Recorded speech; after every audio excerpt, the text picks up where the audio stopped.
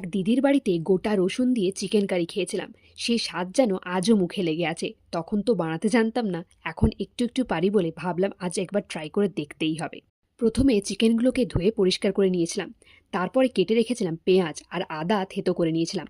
আর নিয়েছিলাম 5টা কাঁচা লঙ্কা, একটা গোটা রসুন ছাড়িয়ে নিয়েছিলাম।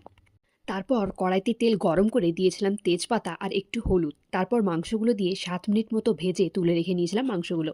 তারপর সেই তেলেই তেজপাতা, শুকনো লঙ্কা, দারচিনি, লং আর এলাচ দিয়ে দিয়েছিলাম। একটা মিষ্টি গন্ধ বেরানোর পর তাতে দিয়েছিলাম গোটা জিরে আর 2টো গোটা রসুন।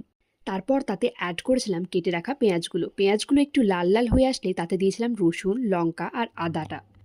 তারপর দিয়েছিলাম ধনে গুঁড়ো, লঙ্কা গুঁড়ো, কাশ্মীরি লঙ্কা গুঁড়ো আর হলুদ গুঁড়ো। ভালো করে কষিয়ে দিয়ে দিয়েছিলাম মিট মশলা আর একটু নুন। ভালো করে নেড়ে গরম জল দিয়ে সেদ্ধ হতে দিয়েছিলাম। রসুনগুলো ভালো করে সেদ্ধ হয়ে গেলে মাংসগুলো দিয়ে সেদ্ধ করে ধনেপাতা ছড়িয়ে নামিয়ে নিয়েছিলাম।